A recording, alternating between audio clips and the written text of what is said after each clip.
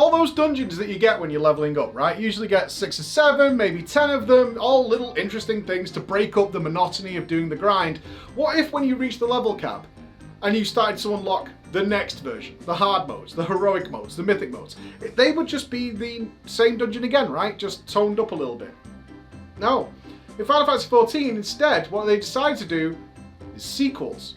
Same dungeon, but entirely new. Same location, entirely new content, entirely new layout, entirely new bosses. That meant that when I hit level 50 and I started unlocking these hard modes, suddenly I had 20 brand new dungeons waiting for me. Let's talk about the pros and cons of this system because I was mind blown. Before I go, if you watch and catch up with our stuff more readily over on our highlights channel, I should point out that Twitch is currently having a weird issue where it won't connect to YouTube and blah blah blah blah blah blah blah. There's going to be a delay. We're working on it. It's not our fault. Alright, let's go.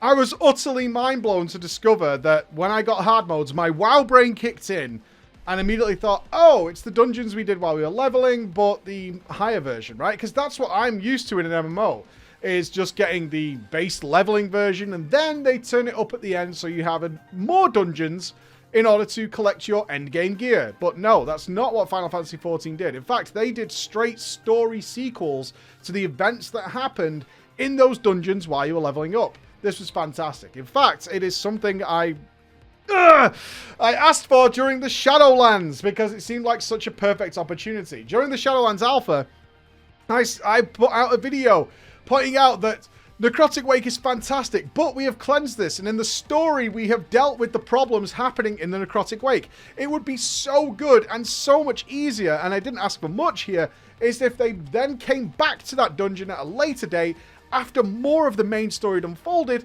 to then go into what problems they're having there and rebuilding that environment, because we've completed that part of the story and we've done it for months, and that would allow them to use the exact same assets. I wasn't asking for new layouts, which is what provides in Final Fantasy XIV. I was asking for that area to develop as the story of the game develops, rather than being stuck in this strange pocket of time. However, this isn't all singing, dancing, and praising of Final Fantasy XIV. That is not what I'm here to do. I'm here to give you my objective point of view and thoughts on an idea like this. So what happens in Final Fantasy XIV is, of course, you get the leveling dungeons, and then once you reach that expansion or that piece of content's leveling cap, then they provide you with the end game dungeons, just as any MMO would do. And they have similar things to what we have, although they call them hard modes in Final Fantasy XIV, very similar to what heroic mode would be in World of Warcraft. But this time around, they are no longer the same dungeon. They are a direct sequel. So it's based off the fact that you have to do the dungeons during the story. And it comes back to that idea that Final Fantasy XIV will not let you progress through the expansions, unless you buy a boost and just skip everything, until you complete the story. And every dungeon in the game is part of the story. You will reach a point where this happens and you need to go and do the dungeon to come out to continue with the story, and you cannot progress to the next expansion until you've completed all those things. So that gives them the benefit of saying it is a guarantee that this player has done part 1 of this dungeon. So part 2, or the sequel, would be a more appropriate name for the end game dungeons. Now, they do signal them as being hard modes. There are some versions of them which are new normal basic modes, but they are like the level 50 version. They're just dungeons that are not part of the leveling progression. And I was blown away, because for me, as somebody who is really going to run these dungeons one time, this is incredible. This gave me 20 new dungeons worth of content just sat waiting for me. I had done none of them before. Absolutely none of them. Even though it might be Copperbell Mines Part 2, all the bosses are different, all the trash is different, and the layout is different. It's nothing like the first version of being in Copperbell Mines, besides the thematic environment is similar. It's dealing with the fact that, yes, you went in and you dealt with this problem, but that has actually led to a new problem, and now you need to go and sort that out as well. Or perhaps my most interesting one was the Tomberries. The Tomberries are extremely creepy, and they walk around with giant machetes and they stab you and shank you. But after you freed them by defeating the Tomberry King, then some marauders came in because there was treasures to find, and they actually imprisoned the Tomberries. They locked the place down and they buried them in vaults and they started killing them. And you need to go in and free them because they're not actually bad. They were just corrupted and influenced and all these kinds of things. This was great. This is absolutely fantastic. So it raises the question, how far can you go with this? Is this a good idea? How does this play out? Well, there's a couple of thoughts that I have on that.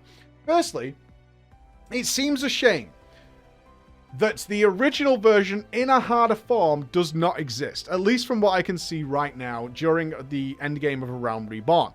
Why do I say that then? Because isn't it fantastic? You've got all these brand new dungeons. Yes, absolutely. However, you're always going to have hit and miss when it comes to dungeons.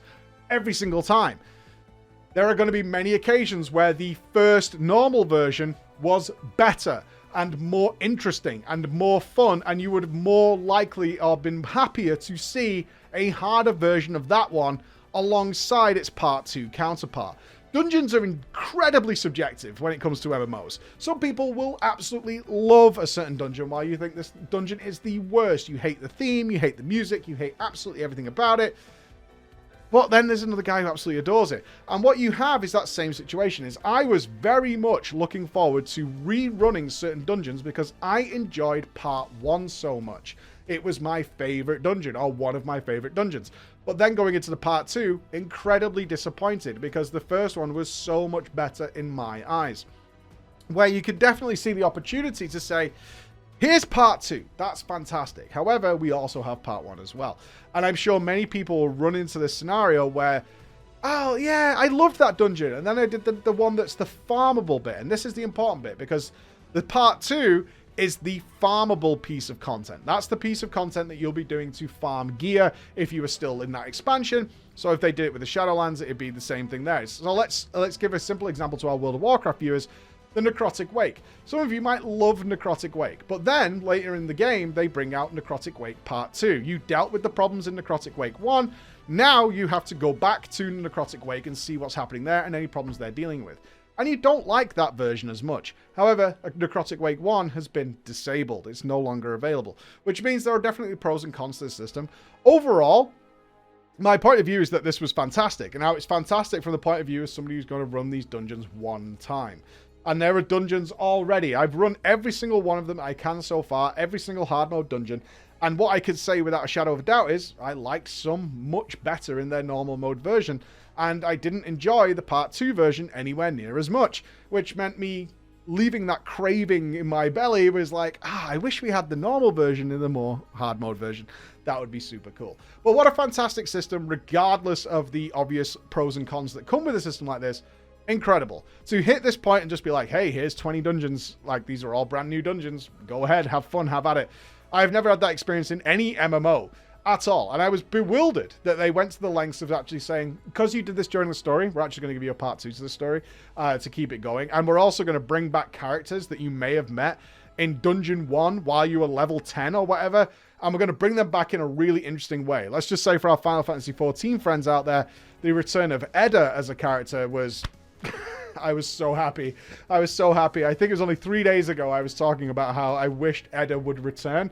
And I don't know what's going to happen with Edda, but the return of Edda was incredible. Absolutely fantastic. As was the ending scene of the Wandering Halls with the Tomberries into what... I was disappointed with the second version of the Tomberries because I thought the Tomberries are horrific. And then they paid off for it massively at the very end. But that's neat to say. It's the frigging staff making that noise. Holy shit.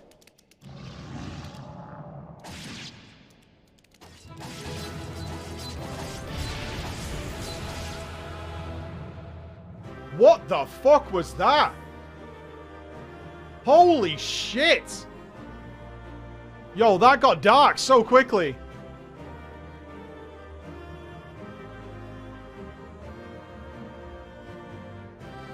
That got super weird. Almost with some other content that I've been doing and my thoughts on it. So we have finished nearly every primal except for, because I only just unlocked it, Leviathan Extreme. So for our WoW viewers, the primals are sort of individual raid bosses. So think your Onyxias and your Sartharians, that kind of thing. And they have an extreme version where you can actually turn the game to being back to as if you did it then. It's as close as you can possibly get. It's like time walking, but you lose all the beneficial spells. So like World of Warcraft reworks its classes a lot. These have no doubt undergone something similar, but It takes away any spells you would have learned after level 50. It tunes your gear down to an appropriate item level, similar to what you would do for Herald of the Titans or something like that in Ulduar. And you have this old school style experience, so the bosses still present a massive challenge. Now, before in the previous video, we had killed Titan and we had killed Garuda. So since then, we have done Ultima Weapon and we have done Ifrit. Now, interestingly enough, is the sliding scale of difficulty I found here, and I'm no doubt aware that some people probably killed one ways and the other, but I can give you a general scale here, is that Garuda took us about 40 minutes to kill. This is with people who had not killed it before, not going in with like a bunch of seasoned players. Titan took about an hour and 20 to kill. These are not super hard. You've got to learn it. Ultimate Weapon took us less than an hour to kill, which is kind of the end game boss in the story mode.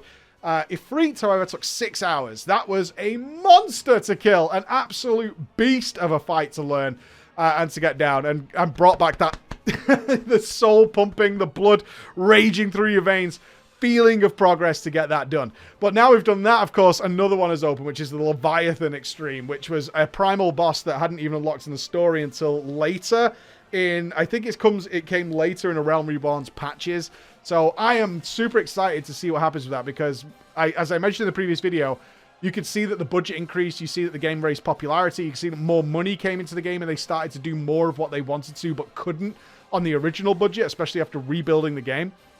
So the Leviathan clearly... I've done Leviathan normal mode, which is the story element, which is like the LFR easy version just to get you through it and have a fun encounter.